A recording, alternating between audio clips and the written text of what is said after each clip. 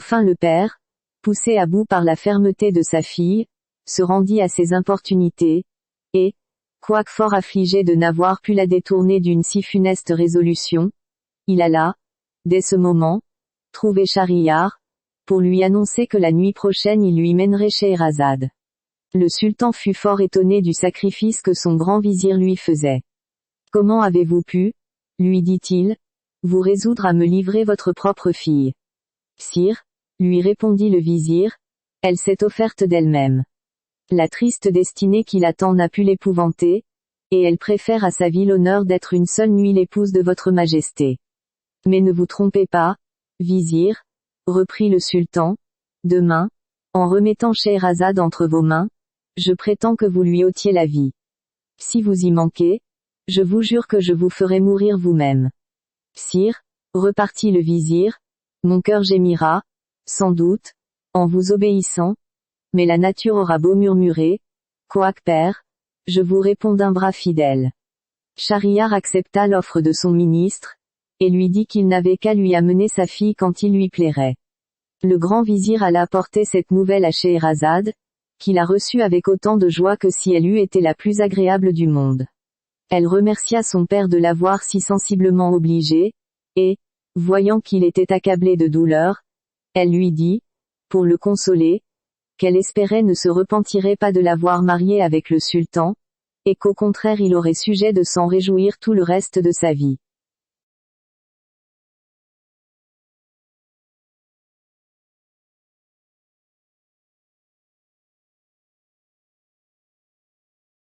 Elle ne songea plus qu'à se mettre en état de paraître devant le sultan, mais avant que de partir, elle prit sa sœur Dinarzade en particulier, et lui dit, « Ma chère sœur, j'ai besoin de votre secours dans une affaire très importante, je vous prie de ne me le pas refuser.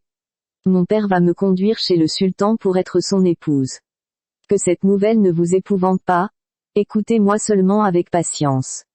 Dès que je serai devant le sultan, je le supplierai de permettre que vous couchiez dans la chambre nuptiale, afin que je jouisse cette nuit encore de votre compagnie. Si j'obtiens cette grâce, comme je l'espère, souvenez-vous de m'éveiller demain matin, 1 heure avant le jour, et de m'adresser ces paroles.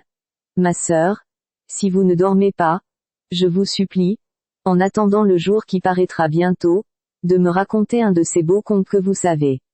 Aussitôt je vous en conterai un, et je me flatte de délivrer par ce moyen tout le peuple de la consternation où il est. Dinarzade répondit à sa sœur qu'elle ferait avec plaisir ce qu'elle exigeait d'elle. L'heure de se coucher étant enfin venue, le grand vizir conduisit Scheherazade au palais, et se retira après l'avoir introduite dans l'appartement du sultan. Ce prince ne se vit pas plus tôt avec elle, qu'il lui ordonna de se découvrir le visage. Il la trouva si belle, qu'il en fut charmé, mais s'apercevant qu'elle était en pleurs, il lui en demanda le sujet. « Sire, répondit Scheherazade, j'ai une sœur que j'aime aussi tendrement que j'en suis aimée. Je souhaiterais qu'elle passât la nuit dans cette chambre, pour la voir et lui dire adieu encore une fois. Voulez-vous bien que j'aie la consolation de lui donner ce dernier témoignage de mon amitié ?» Schahriar y ayant consenti, on alla chercher Dinarzade, qui vint en diligence. Le sultan se coucha avec Scheherazade, sur une estrade fort élevée, à la manière des monarques de l'Orient, et Dinarzade dans un lit qu'on lui avait préparé au bas de l'estrade. 1 heure avant le jour, Dinarzade s'étant réveillée, ne manqua pas de faire ce que sa sœur lui avait recommandé. « Ma chère sœur, s'écria-t-elle, si vous ne dormez pas, je vous supplie, en attendant le jour qui paraîtra bientôt, de me raconter un de ces contes agréables que vous savez. Et là, ce sera peut-être la dernière fois que j'aurai ce plaisir. »